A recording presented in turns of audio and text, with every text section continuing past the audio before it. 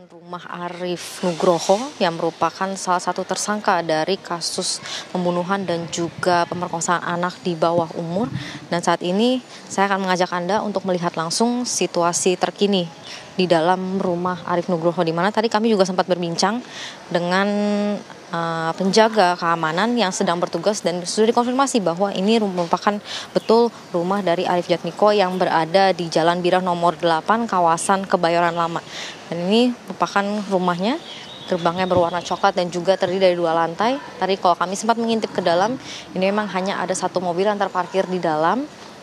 Dan juga tadi kalau kami sempat menanyakan ke penjaga atau petugas keamanan, ini memang beberapa hari terakhir ini memang tidak ada aktivitas dari dalam rumah Arif Nugroho sendiri.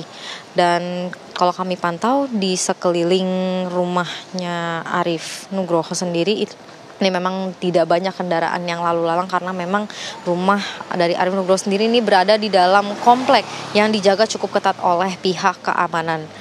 Dan tadi kalau kami melihat ini memang terpantau cukup sepi dan juga ini kami memang saat ini masih menunggu seperti apa nantinya kelanjutan dari kasus ini.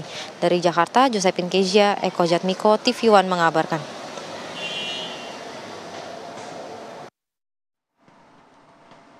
Ya baik, kita lanjutkan. Saya ke Mas Heri. Mas Heri, selain sanksi etik yang saat ini sedang berjalan begitu ya prosesnya, sanksi pidana, jika memang ini terbukti ada penyuapan, apa yang bisa disangkakan? Ya, tadi kita sudah bahas bisa ada kemungkinan ke ranah korupsi, karena ini kan bicara tentang kaitannya dengan penyelenggara negara ya. Bicara tentang jabatan, ada kekuasaan di sana, ketika disalahgunakan, apalagi itu kemudian menimbulkan pelanggaran hukum, maka sangat terbuka peluang tadi. Pertanyaannya, berani nggak masuk ke ranah yang lebih jauh tadi? Atau yang kedua, kalaupun dimasukkan pasal korupsi misalnya kita berandai-andai, apakah ini ditangani oleh pihak kepolisian? Karena boleh kita ingatkan kembali bahwa penyidik dalam tindak pidana korupsi tidak hanya kepolisian, ada jaksa, ada juga KPK. Nah, berani nggak kalaupun ini diproses. Jadi, misalnya? Agak lucu dong, berarti kita laporin polisi ke polisi ya, gitu ya? Tadi saya bilang, apakah terbuka peluangnya kalau memang tadi opsi yang pilihannya adalah masuk ke ranah tipikor, kemudian penyidiknya bukan juga dari kepolisian, tapi dari KPK, agar ini jadi ada muncul independensi di sana ya. Orang melihat bahwa ada keinginan yang kuat untuk melakukan reformasi.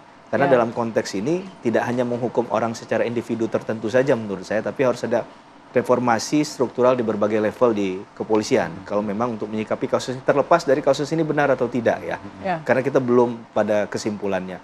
Dan saya ingin juga menanggapi, kalau kita lihat tadi dalam konteks mengapa mereka mengajukan gugatan keperdataan, dugaan saya karena mereka merasa sudah nothing tulus nih, ya. Mereka sudah kadung misalnya benar bahwa faktanya sudah memberikan uang, tapi ternyata prosesnya tidak sesuai dengan keinginannya.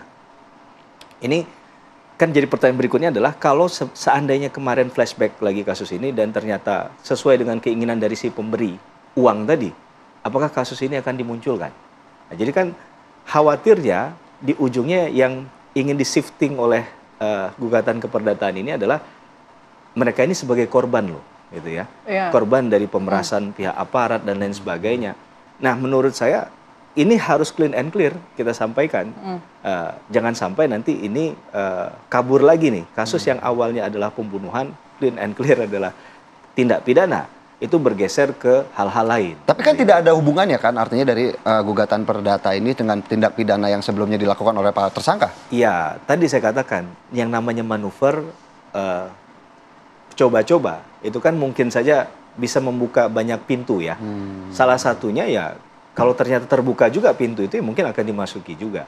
Jadi saya yakin dan percaya tidak ada hal yang mereka lakukan tanpa pertimbangan sebelumnya secara matang ya. Tadi saya katakan, kalaupun mereka tidak melakukan, ya posisi sudah pasti salah nih. Gitu. Tinggal apakah kemudian ini bisa jadi sesuatu yang memperingan, apakah dalam konteks bisa jadi pertimbangan hukum dalam proses pidana berikutnya yang menunggu tadi kan. Karena tetap saja menurut saya, secara keyakinan saya pribadi dari awal, kasus ini tidak bisa diberhentikan. Karena kalau sudah terbukti secara material ada pembunuhan, ya tidak ada hal yang kemudian bisa menghentikan itu walaupun dalilnya sudah islah, sudah mencapai kesepakatan, sudah dilakukan upaya untuk membayar sejumlah uang kepada pihak korban, karena tidak menghapus perbuatan materialnya tadi, Mbak.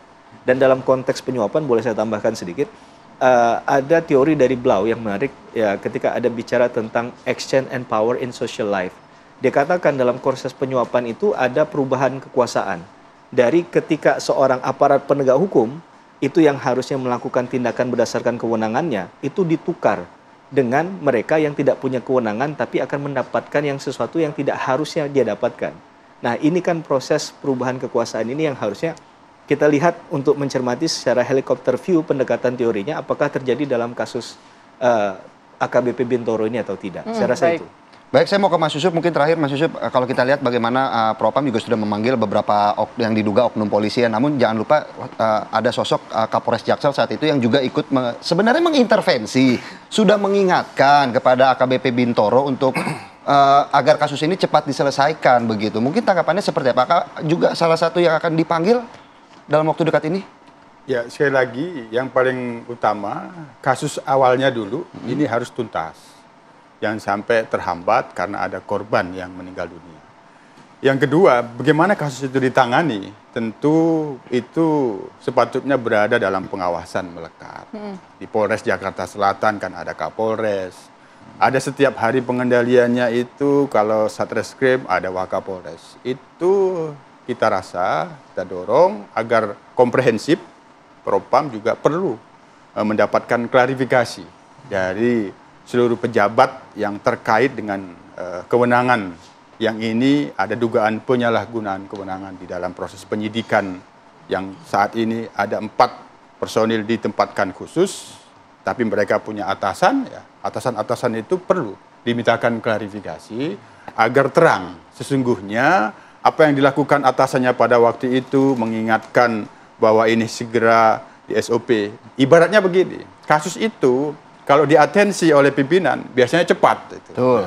Apakah Kapolres, Wakapolres ada atensi, setidaknya atensi kepada korban atau tidak, itu perlu mendapatkan klarifikasi. Jadi Anda nilai di sini atensinya kurang? Bukan kurang atau tidak. Ini kan ada yang diduga melakukan pemerasan. Setidaknya pimpinannya, Kapolres, Wakapolresnya mengetahui tidak ada hal-hal yang seperti itu. Ketika itu mengetahui apa yang dilakukan pada waktu itu, atau memang sama sekali tidak mengetahui. Tapi intinya terkait dengan proses Propam, ini kita dorong secepatnya. Oke, baik. Karena ini ada kasus yang bisa, ini tanda kutip bisa menghambat nanti.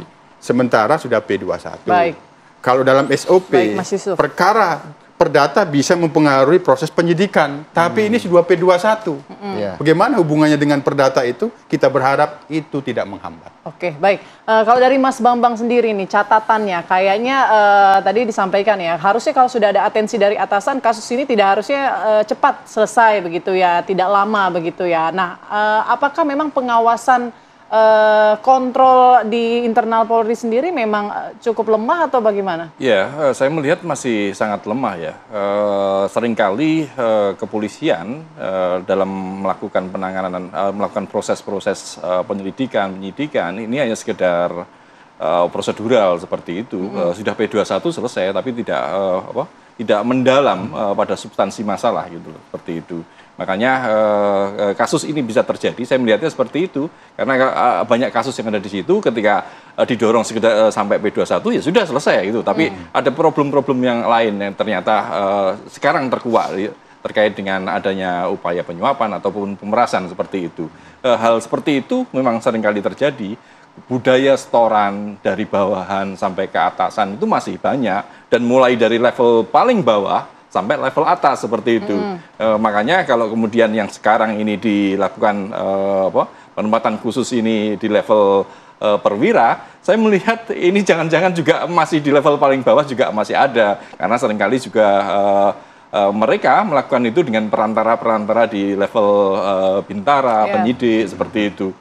Makanya memang kalau ingin segera menuntaskan kasus ini dan mengembalikan citra kepolisian, ini harus dibuka secara transparan, setransparan mungkin. Kalau tidak, citra kepolisian akan semakin terpuruk. Ya? Baik.